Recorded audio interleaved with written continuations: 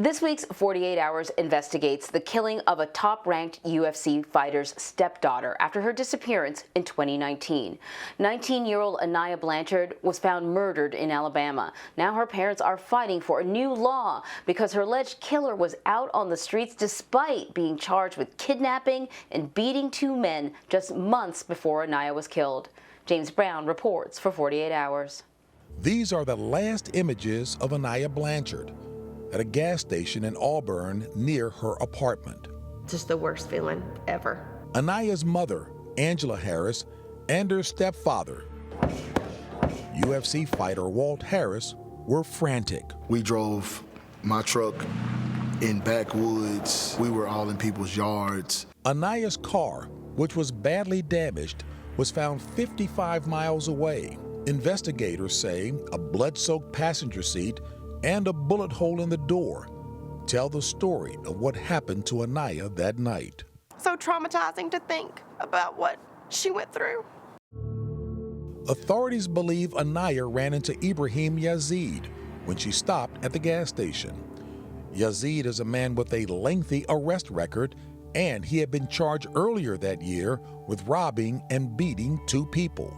In spite of those serious charges, Yazid was free on bond. Aniah's college roommate, Sarah O'Brien.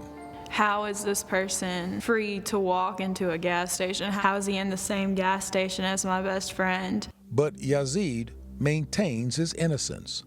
The Harrises were committed to facing Yazid whenever he appeared in court. You see him, Mr. Yazid, looking back at you guys. Walt?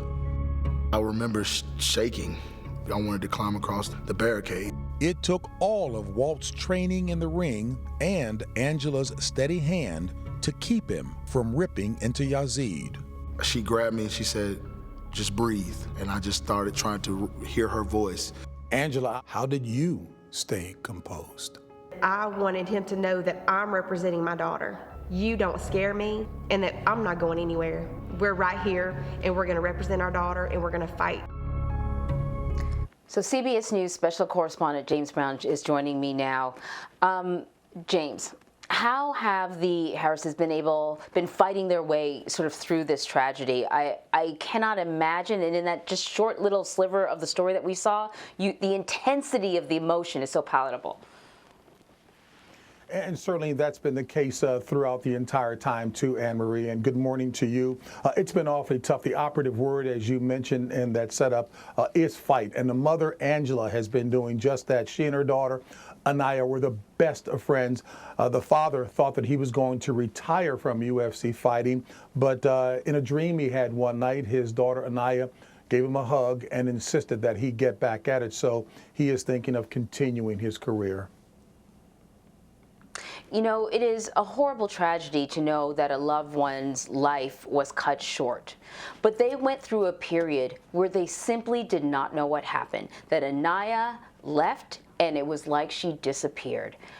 How did they make it through those days?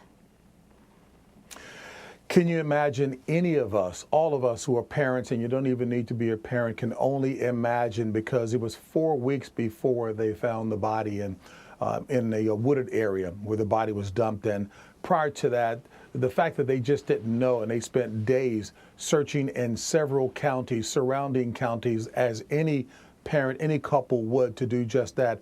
But obviously they did come upon the grisly discovery, and they're hoping for some closure, which right now they can't see an end because of the pandemic.